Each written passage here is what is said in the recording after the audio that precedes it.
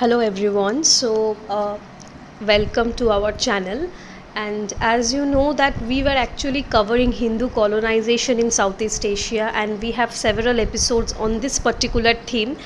We covered Burma. We then had Cambodian history. This particular episode is about the Sailendra Empire. And let me tell you that this is a very important topic both in UPSC and in other competitive exam like NET set, because the connection between Sailendra Empire and the India, this connection has been proven very significant in ancient India, and many questions have been came in recent years. So please be very attentive and try to note down some of the important names and everything. So let's begin. The introduction to introduce is that the rise of Sailendra Empire, it was actually happening during 8th century AD. And what was the region? The region around Sumatra, Java and Malay Peninsula. So 8th century AD and around the Southeast Asian countries like Sumatra, Java and Malay. So some of the few rulers of Sailendra Empire was Rajadhiraja Vishnu. I have highlighted with yellow, like Rajadhiraja Vishnu. Then there was Dharani Indra, and this particular king Dharani Indra, he has been called ornaments of Sailendra. Why ornaments? Because as kind of jewel. Because he actually crushed many enemy territories, and he was one of the important founder of this dynasty, Sailendra dynasty. So Dharani Indra is very important. Then there is Sangrama Dhanajay. Nalanda charter is there, who mentioned, this charter mentioned King Samagraveera.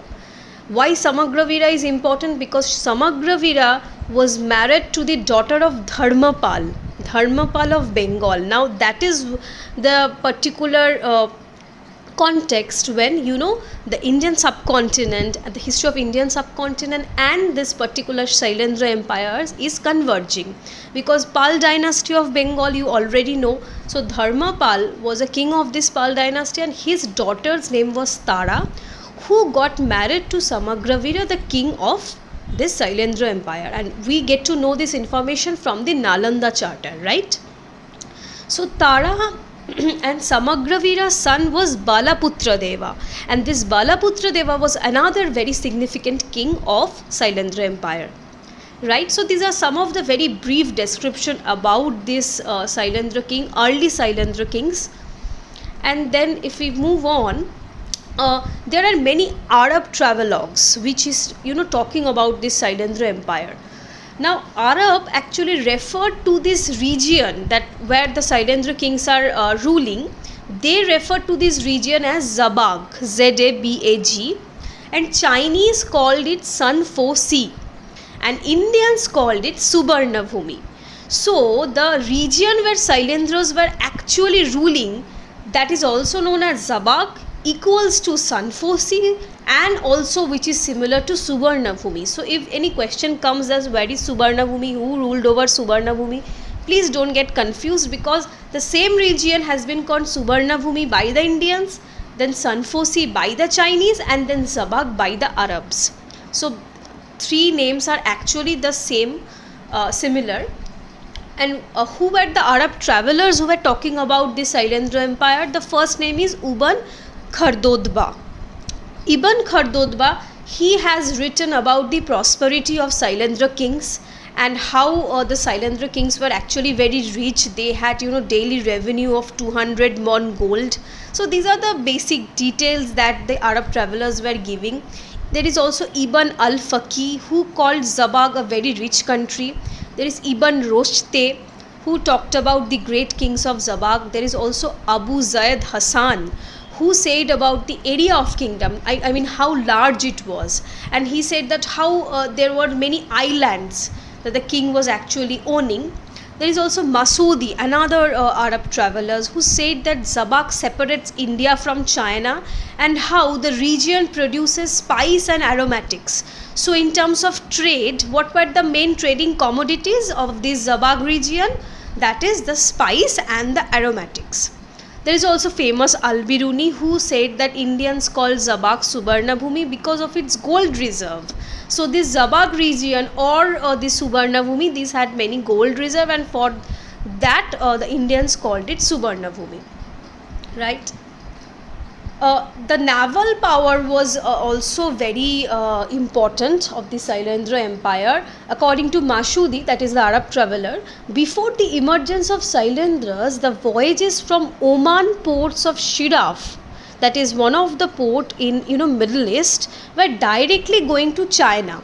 But now Kalha port is an important port of Zabak, that is an important port of Sailendra Empire, that emerged as a meeting point between the Chinese and the Middle Eastern Oman port, right? So what was the main naval port of the Sailendra Empire? I mean main trading port, that was Kala, right? There was also Abu Zaid Hassan who said that Kala exported commodities like aloe vera. There is also camphor, we call it korpur, right?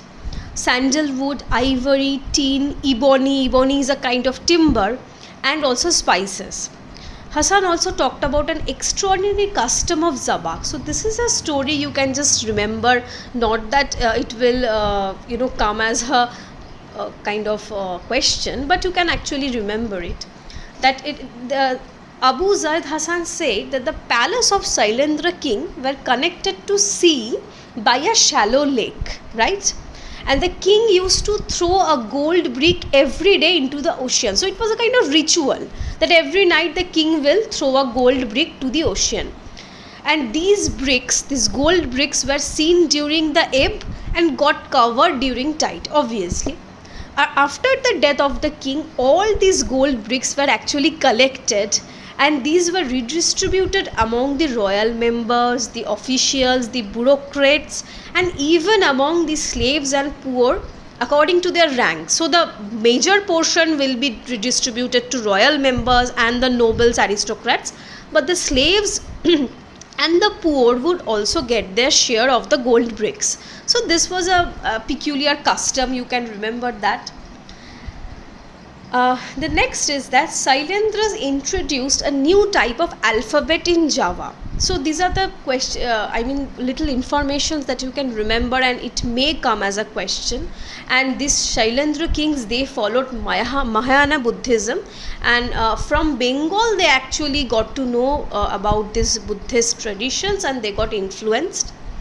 There is also connection with Bengal that I have already said, that how one of the king, he married the daughter of Dharmapal, right? So this connection to Bengal, like Sailendra Empire and Bengal, that is vis-a-vis the history of India, is very important.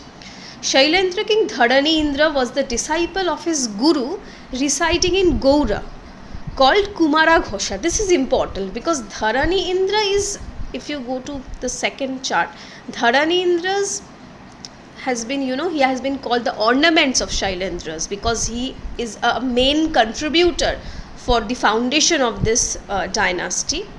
So we are seeing that how this Dharani Indra was also having a very significant connection with Bengal, because his guru, who was called Kumara Ghosha, he resided in Gaur, and Gaur is basically in present day Bengal, right?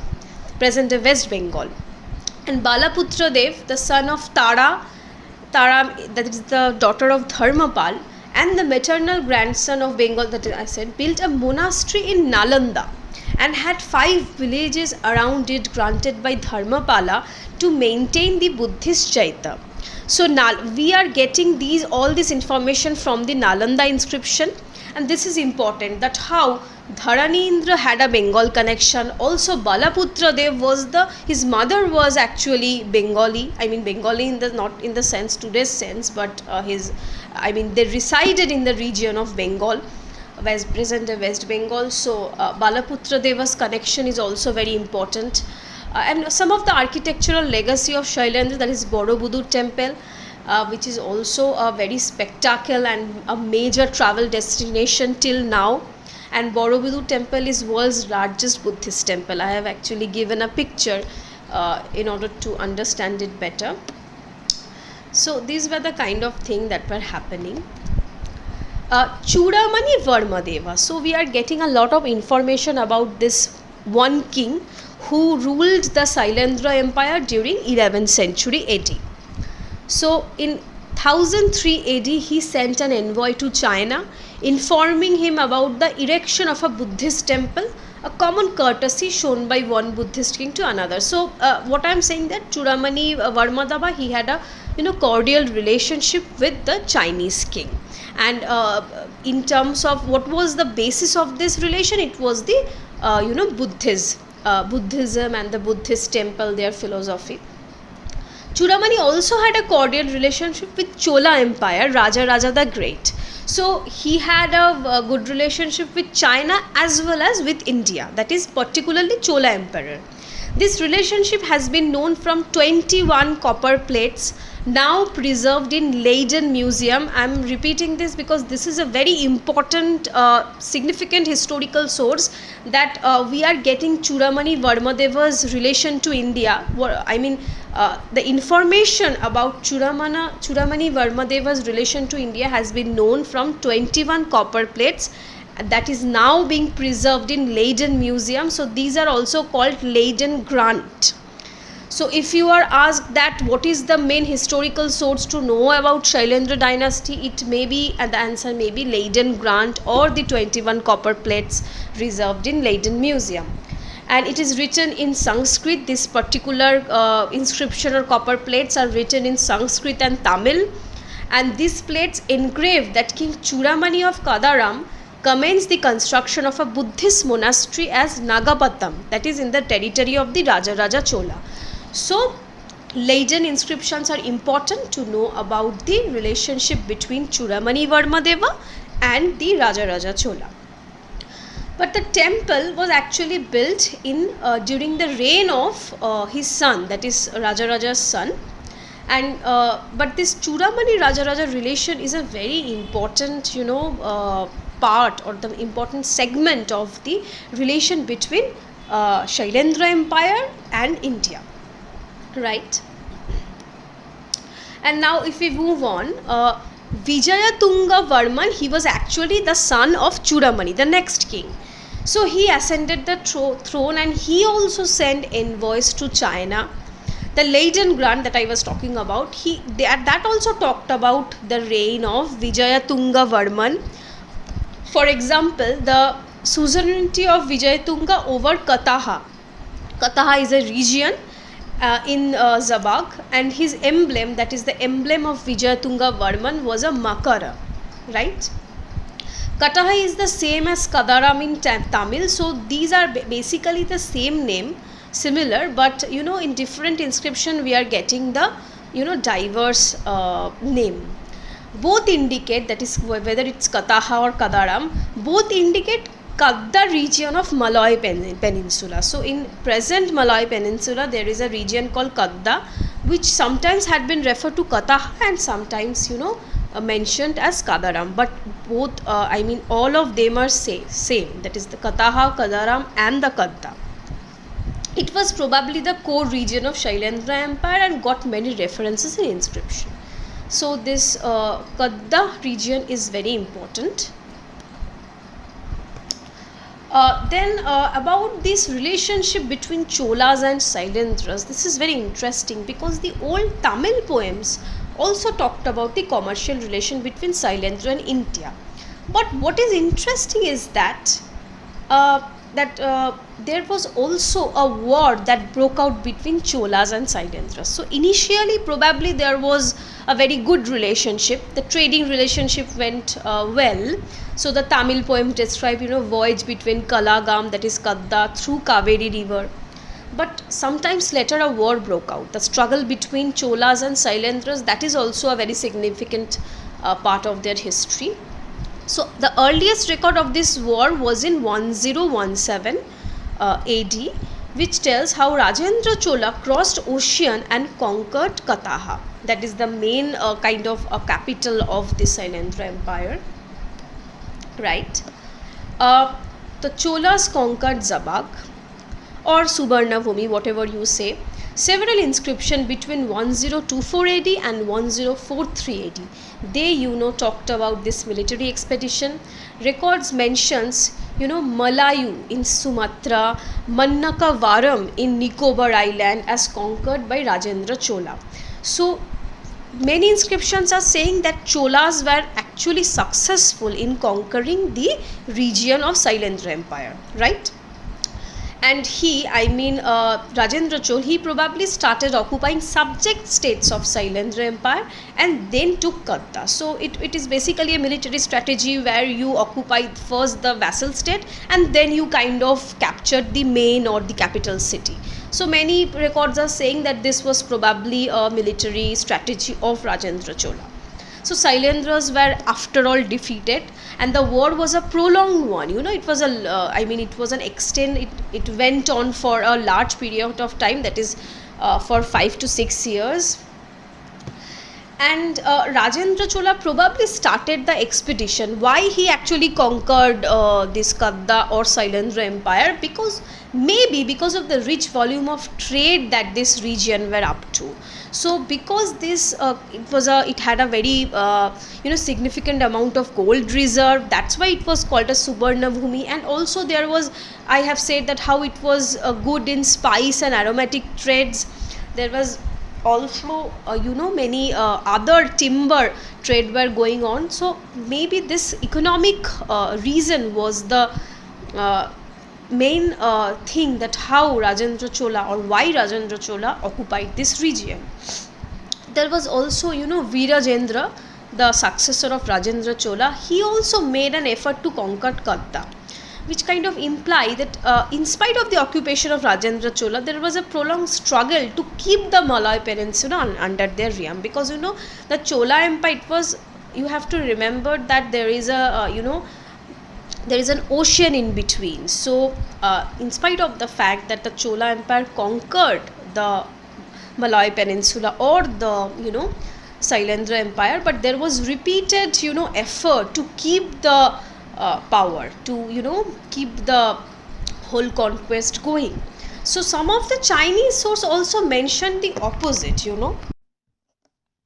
So the Chinese sources were saying that the Cholas were actually the vassal states of Sailendras and not the vice versa. So there are many misconception or many confusion that whether Cholas conquered the Sailendras or the Sailendras conquered India or Chola. So that is a very that is a fuzzy ground. But you have to remember that when we are looking at some of the sources of Arab travelers and others, it was said that the Cholas were actually occupying Sailendra's territory, but some of the Chinese sources, they mention the opposite. So there is a contradictory sources that we are getting.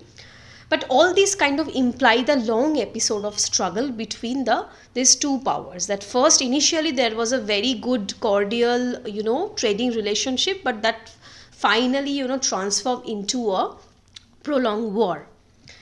And once again, we are looking at this, Leiden Grant. I have given some pictures because it will, help you to remember that how this Leiden Grant is very important, which kind of states about the relationship between the economic relation, the political relation between, India, that is particularly Chola Empire, and the Sailendras, right? And what happened to Zabak or Subarnabhumi after the eclipse of Sailendra Empire? So the historical records are saying that we don't have so much information about that. And there is less proper evidences. There are some names of the kings like Troilokko Raja Mouli Bhushan Varma. This is one of the name, and this name is very big also. But actually we don't know whether he belonged to Sailendra Empire or not. There is also another king named Chandrabhanu. So Chandrabhanu, we are getting the information of Chandrabhanu from an inscription called Chhaya inscription. Which talks about King Chandrabhanu, who sent 2 expeditions to Ceylon, that is Sri Lanka. First, he devastated the whole island, but soon he got defeated by Tamil.